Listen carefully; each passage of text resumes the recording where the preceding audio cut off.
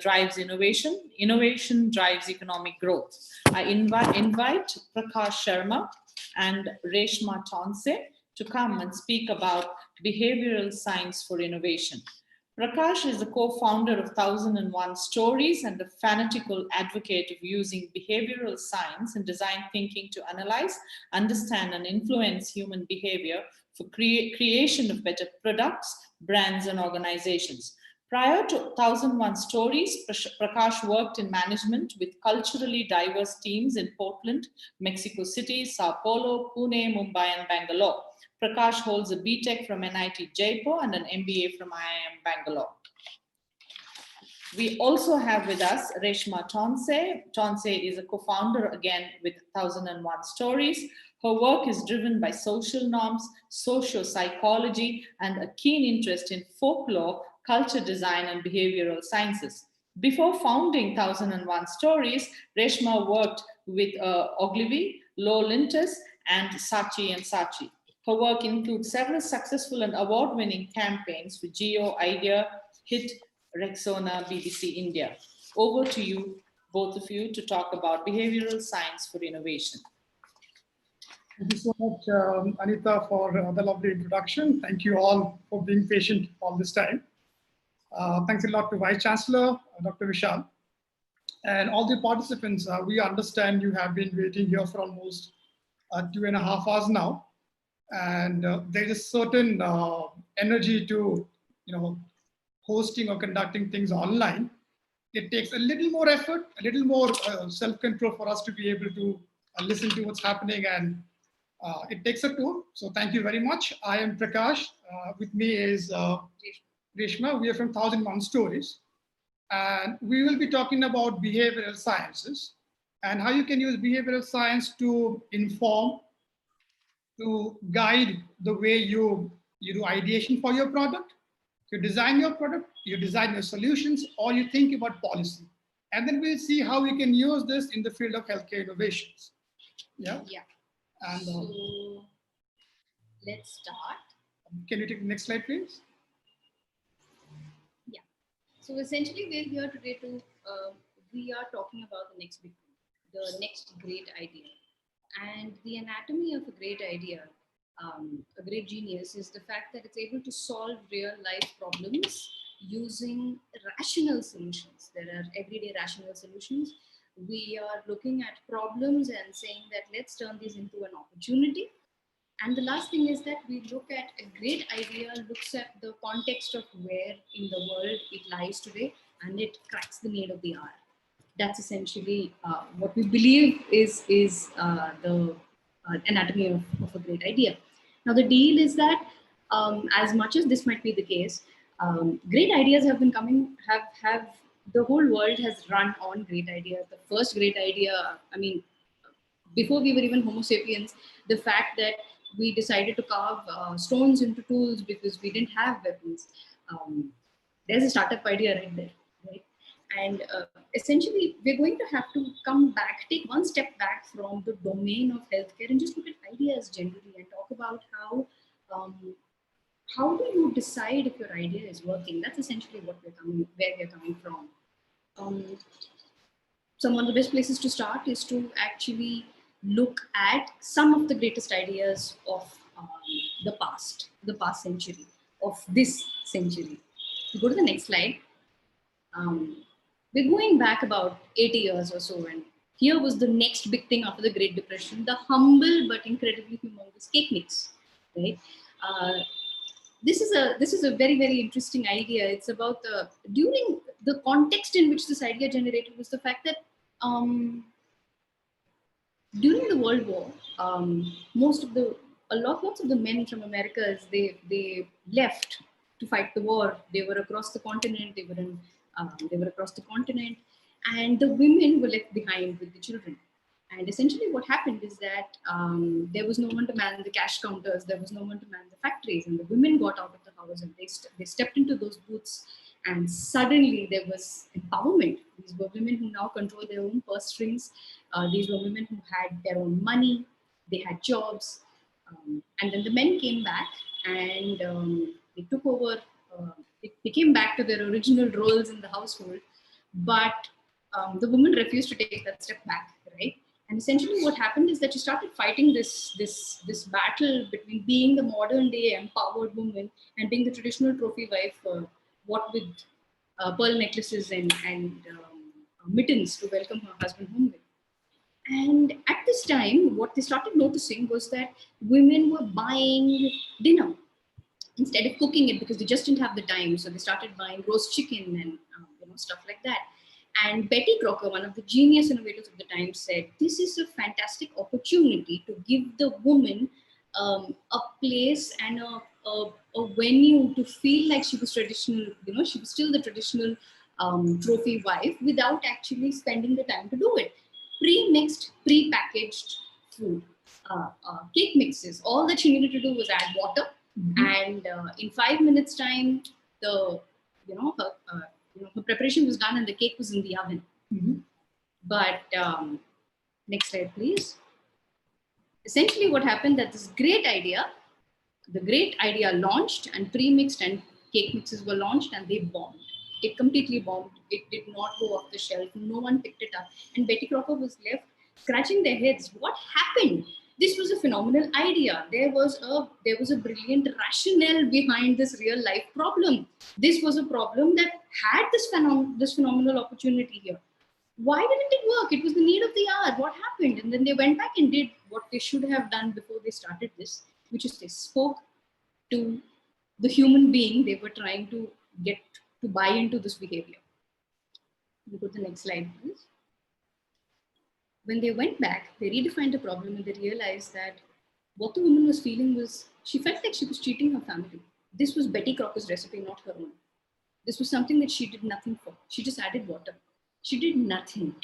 And she felt like she had no role in actually preparing this cake. And because this is a phenomenal company, they went back, they thought about their idea, and they said, let's bring in this human behavior, this insight that we have got from human behavior, and see what we can do.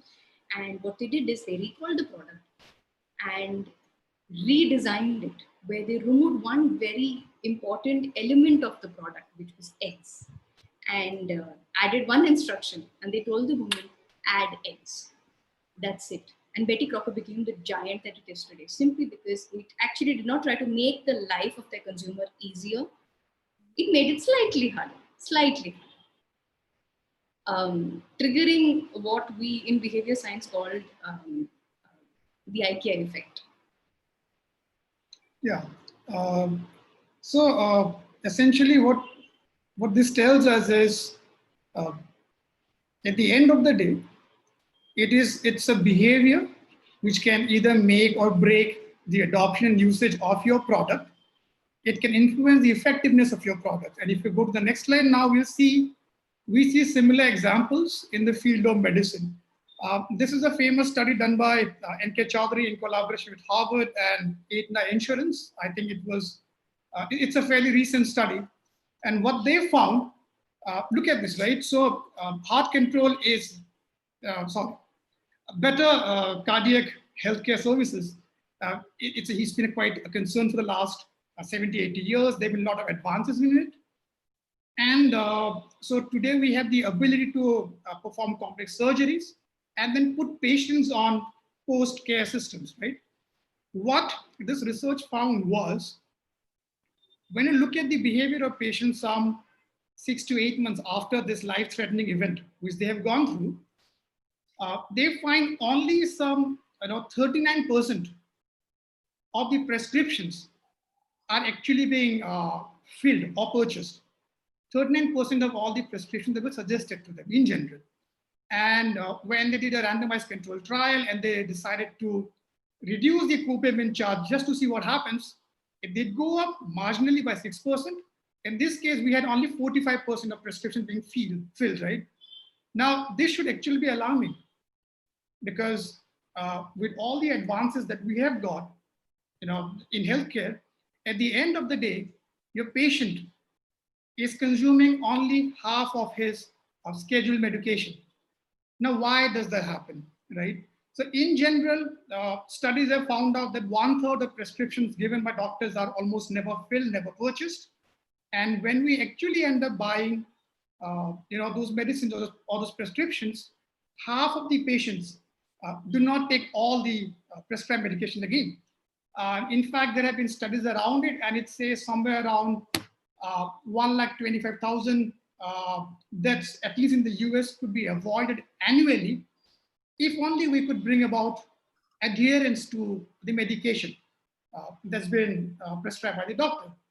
Now, knowing this, what does it mean for us as innovators, as doctors, as product designers, and as policymakers? And on the next slide, please. Yeah. What we'll find is essentially, we have been designing products. And when we design products, we design solutions, we come from a very rational point of view. We look at human beings as rational decision makers, as people who understand what is good for them and are always going to take decisions which are in their interest. The reality, though, is the human is an irrational being. They have got certain predictable patterns of irrationality. It doesn't mean we are mad. It just means we act in certain ways which seem very counterintuitive, which is why you will have someone who has just gone on intensive surgery, smoking out, filling his lungs with smoke, or people who are actually trying to get into fitness, who have paid the money for it, going to a gym, but instead of taking only 12 flight of stairs, they would rather use an escalator, which again seems very counterintuitive. So the question is, how does this human mind work, right? Now, in an ideal situation, the human mind is supposed to be completely rational, almost like a computer, take in all the inputs, analyze them, and then take a good decision in self-interest. But in real life, what research has shown is decision-making is a function of limitations. These are limitations on the next slide, please, or the limitation on our cognitive abilities, which means either we have too less information or we have too much information. And it's a limitation in the amount of time that is available to us to make decisions as human beings. What this in turn means is we default back to biases and heuristics which evolution has coded in us over the last couple of 100,000 years. And now comes the question. If in general, a human's decision is going to be guided by his biases and by his heuristic, we go back to the same question. What does it mean for us as innovators, as product designers, as people designing services, as people designing policies? Next slide, please. Essentially, what this means for us is that your decision making is what is the decision-making process rather of our consumer or the person for whom we are innovating this product, that plays a huge part to play in the way that we design our products as well. Now, when we speak about decision-making, we're not talking Reshma, you need to speak louder, please. Sorry, is this more audible? Yes, it's better. We're saying that essentially when we're speaking about decision-making, we're not talking about the decision to purchase the product or the decision to fund the innovation. That's a mammoth topic, that's for another time. But essentially, this is about a small, involuntary, bordering on your subconscious. It's decisions that your user needs to take every single time that they encounter the problem that your product is looking to solve. Let me simplify it. Essentially, think about an idea where there's a fabulous mask. It doesn't even allow a singular micron of dust in, right? But it needs to be discarded every 12 hours. No doubt it's a phenomenal innovation. But essentially what this product does is that it requires its user to decide every half a day whether I need to change my mask or not. What does it mean? It means that I run the risk of my product being rejected twice a day. This is going to come in the way of good innovation. This is going to come in a way, it's a great idea, but it's going to come in the way of its workability.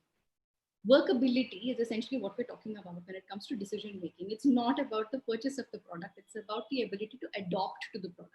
Mm-hmm. There are three aspects to this decision making. Context. The second is whether it challenges my status quo. And the third is taking the path of least resistance. Let me tell you about a study which was done in 1995 by Riddle, Myers, and Shafir. You can go to the next slide. And it talks about this case where The research basically talks to doctors where you have a patient who is suffering from chronic hip pain in the hip area and is now on his way because you have recommended a hip replacement surgery for him, right? And as the patient is on his way to this operation theater, you as a doctor realize there was a particular course of medication, let's say ibuprofen, right, which you forgot to try, it didn't occur to you. What would you do now as a doctor? And when this question was posed to doctors, almost, if I remember correct, almost 80% of the doctors said, I would call the patient back from the part of the surgery, and I would start this treatment on ibuprofen for him. The next slide. Now, what happens is, the doctor made a good decision out here, thankfully out here, and things go good. But what happens if you give the doctor one more choice and you say, listen, it's quite possible you missed out two possible treatments. Next slide. If you go to next slide, you'll see is ibuprofen and I think it's proxicam, right? What would happen in this case? And it's very interesting to note that just the addition of one more extra treatment method, which the doctor did not try, in this case, the numbers reverse. Almost 80% of the doctors would now let the patient continue with the hip replacement surgery. This is not a question of incompetence. This is not a question of malice. This is not a question of, a sinister-minded work. It just is a question of how does the human mind work? We human beings are creatures of habits. We are creatures of behavior. And once again, I'll go back to the point that we've been trying to make. It becomes very important for us as ideators, as innovators, as policymakers, as doctors and healthcare professionals to understand how is the human behavior coming into play with my ideas, my solution, my suggestion. On the next page, please see, if you just take decision making, right? Decision making, it plays heavily a lot around context, which means, among many other factors, which means how information was passed on to you, which means, am I saying your startup has 70% chances of success? Or do I tell you your startup has 30% chance of failure? How am I framing the context? Status quo. What is the default status provided to you? What is the default choice provided to you?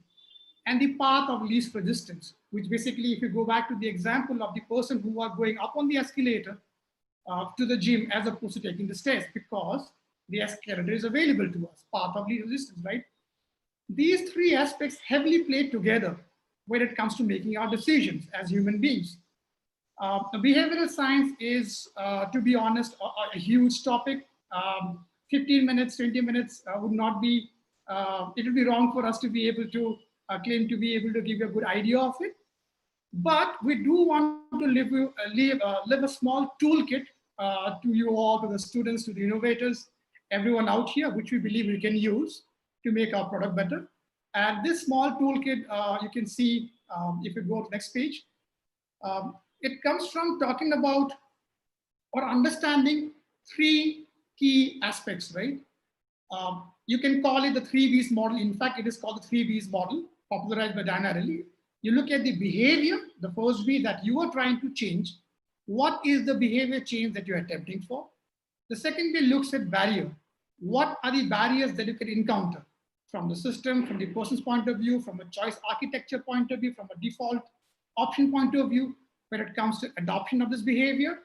And last is, what are the benefits we are trying to provide by bringing about this behavior change, and what is the best way of packaging this benefit, contextualizing it in the best possible manner, framing it in the best possible manner, so that decision-making or behavior change becomes easy for our intended target audience or consumer.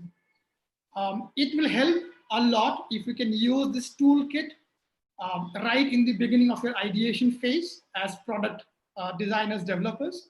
You can also use this toolkit to evaluate your product.